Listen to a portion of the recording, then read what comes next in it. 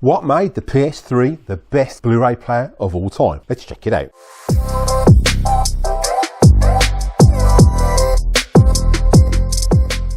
Don't forget, if you're using the video today, there are links in the description below for the best place to get those home cinema products. Make sure you check those out at the end of this video. Hi movie fans, welcome back to my channel. So today we're going to be checking out the PlayStation 3 Blu-ray player and comparing that against the BDP S1. Now the BDP S1 was Sony's first Blu-ray player release, and it's a staggering £900 in the UK for the BDP S1 when it was released in the UK, comparing that to a PlayStation 3 which was around £400. So it's literally twice the price of a PS3. Now I want to check out the PS3 and see if the Blu-ray was as good and what features that had compared to BDP S1. So I found this on eBay and I picked this up for 50 quid. So this is the PlayStation 3. It's not a backwards compatible one. It is the next model up. I think it's the 80 gig, and it did come as a movie pack. It's been stored since they bought the PS4, which is probably around 2016. So this has been stored for around 9 years. Is the Blu-ray player still working? And what features did it have that the BDP S1 didn't? Right, so what we've got is a PlayStation 3 80 gig movie pack release. So this was released by Sony, I think it was in 2007 or 2008, I'm not too sure, but we'll find out when we unbox it. And apparently the original receipt is in the box. Also included in the packing, we've got the PlayStation 3 system, came with a wireless controller, AC cord, AV cable, USB cable, Euro AV plug, and then we've got printed materials, obviously instruction book, and then Batman Begins should be included in there. And this is the PAL version, and it's the CEC HL03. So let's get this unwrapped.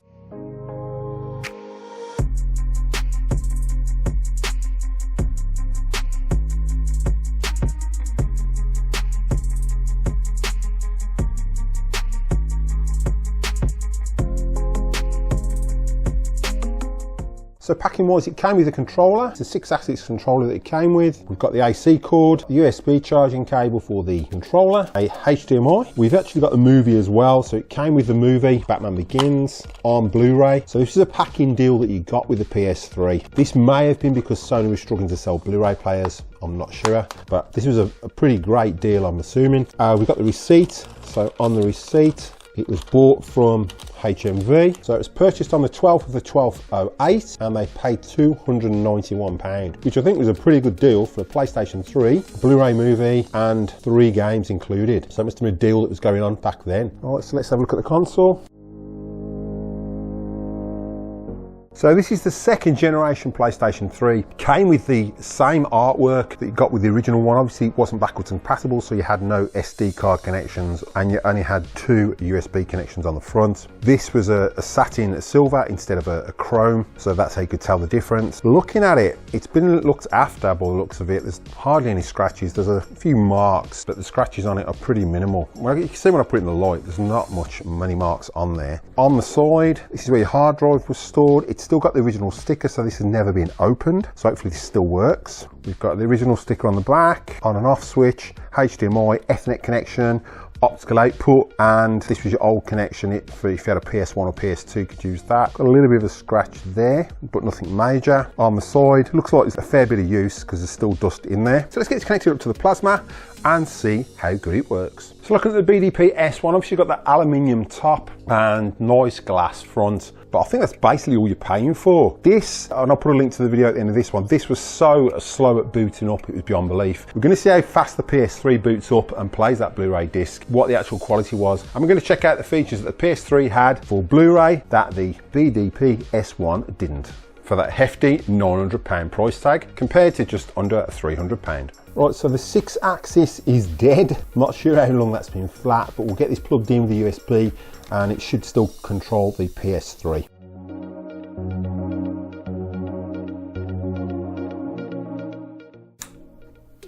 Right, so the mains power's on. So let's turn on the PS3.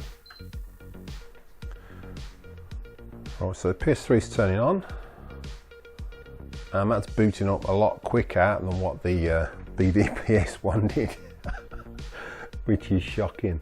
I'm going to be using a PS5 controller to control it, purely because the PS3 controller's not working for some reason.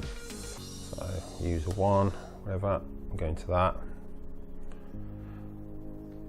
And video, Video disc utility. I can't remember how he uses to play Blu-rays. But we've got video settings as well, so you can go in and change all the video settings. We'll click into that, so you can change your BD language, audio language, subtitles, English, BD confirm. So that'll give you updates if you turn on the internet connection for Blue Disc. So just turn that on. DVDs English. It's not connected to the internet at the moment. You've got upscaler for your standard DVDs, video output. So we'll go automatic, so that will detect that it's using HDMI straight away. So you've got 24 frames per second output, which you get from Blu-rays, and you'd have that on your Blu-ray player as well. So before we go into change any of these settings, I'll just leave all those on automatic, and we'll put a Blu-ray disc in and see how quick it plays. Put our movie in.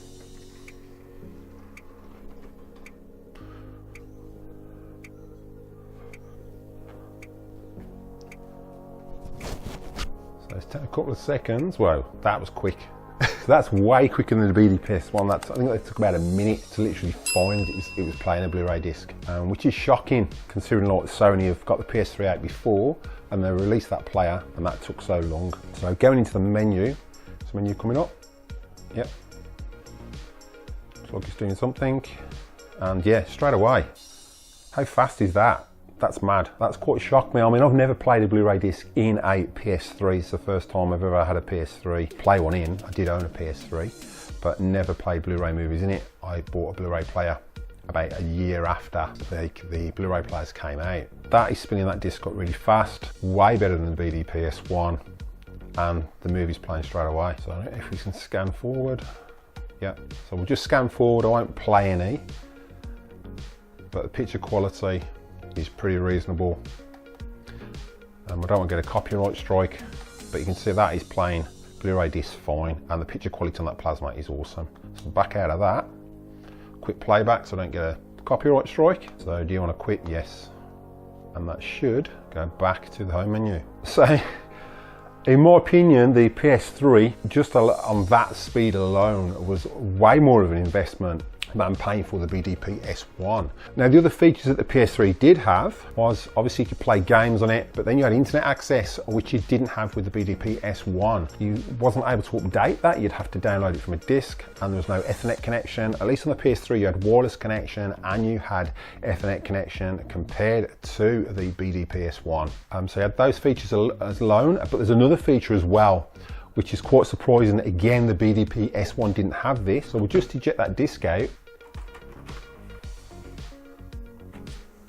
and you'll be shocked what the BD-PS1 didn't have compared to the PS3. And that was 3D playback. So even the later models, even the later Blu-rays didn't come with 3D playback until many years later, which was quite surprising. This should play a 3D movie. PS3s play 3D games as well. So we'll just pop that in, and hopefully with a 3D TV, it should pick that up as a 3D movie. Still got to use the controller from the PS5, but that still works fine on the PS3. So that should automatically load. Picked it up straight away, and it's 3D TV. So the picture might look a bit off. Again, I'm not going to play, I'll play bits of it, but I won't play all because I don't want to get a copyright strike. But this was a great investment back in the day with all the features you got, and a lot of these features weren't actually used because people were just jumping into Blu-ray players, not realizing that they had one in the actual home if they bought a PS3. So English, and it should give us the option for 3D, unless this is straight 3D from the disc.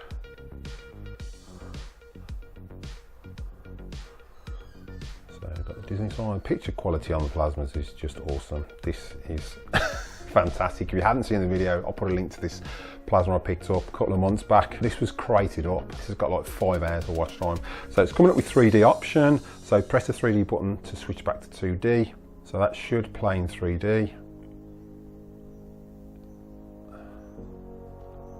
Yep, so that's in 3D. So everything will look double. Apologise for the reflection as well. It's just the only place I can put the TV at the moment. So we can scan forward, and we've got 3D working.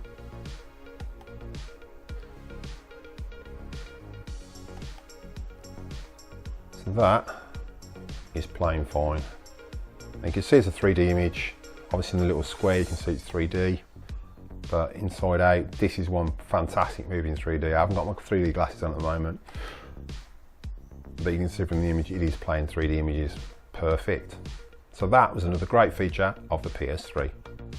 And that's back to the main menu. So we'll just eject the disc and then I'll give you my final thoughts on the PS3 versus the BDP S1. Don't forget, if you're using the video today, there are links in the description below for the best place to get those home cinema products. Make sure you check those out at the end of this video. So the PlayStation 3, was it worth investing in back in 2007, 2008, or should you have bought the BDP S1? Now, there was a couple of players that were released after that and they still didn't have 3D capability. The PS3 had 3D capability, it had Ethernet connection, a wireless connection, so even the streaming apps were released. You could still stream Netflix on this, which was a great addition. Updates came via Ethernet or Wi-Fi connection as well. So why would people be paying £900 back in 2007 for a dedicated Blu-ray player when you'd actually got one built in to the PS3? Can't understand it. I mean, even I fell for it. I bought a Blu-ray player, not realising we've got a PS3 upstairs that actually played Blu-ray movies, which was shocking. I think it was more the fact that I wanted the dedicated one as opposed to another games console. And my son had got the PS3. He absolutely loved it. He had the backwards compatible one. Sadly,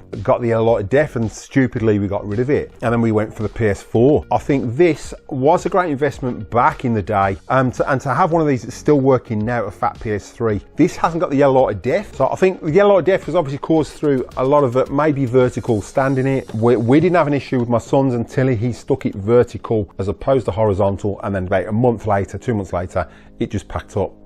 So I think that was probably one of the causes. It must have reduced the airflow or done something. I thought the original FAT was a fantastic looking PlayStation console, and be able to play Blu-rays and 3D movies in it as well, even today, is well worth it. If you're struggling to find a 3D Blu-ray, then I definitely recommend obviously the PS3. The PS3 Slim does play them as well, so you can pick up a PS3 Slim really cheaply, and then you've got a 3D Blu-ray player that you can use to play back those Blu-ray movies, just as even as a backup. But I think this was a great investment, especially for £50 for what I got, and to find out they actually paid £286 I think for it with that receipt, and that was with 3 games and a movie. So it was a great deal back then when they got this from HMV. So I'd like to thank you for watching. Keep supporting physical media, and I'll catch you next one.